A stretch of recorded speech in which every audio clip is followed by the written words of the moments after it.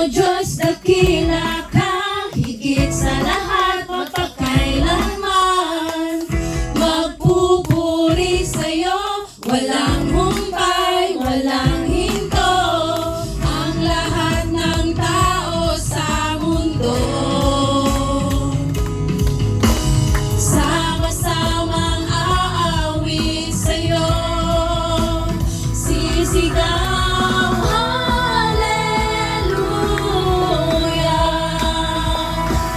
Sisigaw ng hallelujah.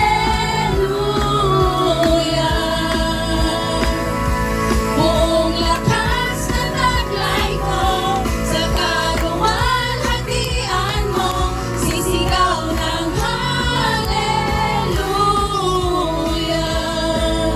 Pupurihin ang ngalan mo.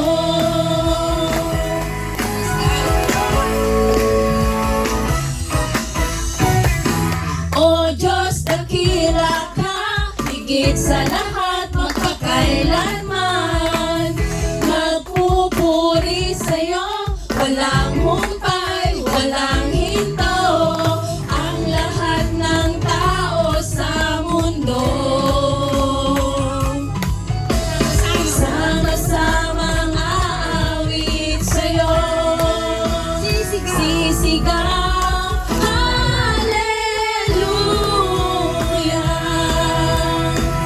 Sisigaw ng hallelujah.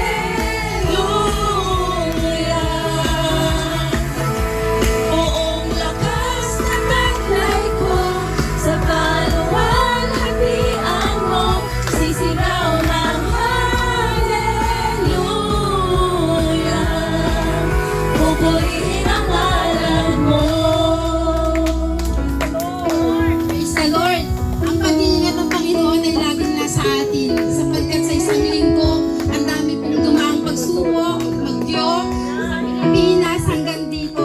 Pero tayo at ang pamilya natin patuloy na iniingatan. Kaya dapat lamang po natin siyang awitan. Sa panggalan mo, habang buhay sa'yo, aawit sa'yo. Inaalay sa'yo ang tinig ko sa pangalan mo. Habang buhay ako, aawit sa'yo. Inaalay sa'yo ang tinig ko sa pangalan mo. Habang buhay ako, aawit sa'yo.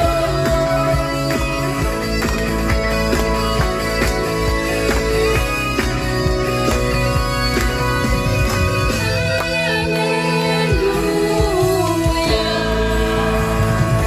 Sisigaw ng hallelujah. Buong lakas na taglay ko, sa kaluwalhatian mo, sisigaw ng hallelujah. Pupurihin ang ngalan mo.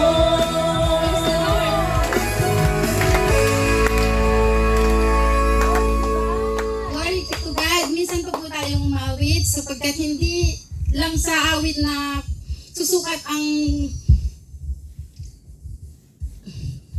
susukat ang pagmamahal natin sa Panginoon. Dapat po ang espiritu natin, punuin natin itong dakong ito bilang pagpasasalamat. Patuloy po tayong umawit at ang awit na to ay gawin po nating panalangin.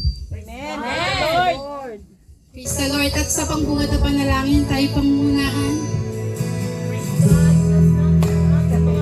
Sister Perry, praise the Lord.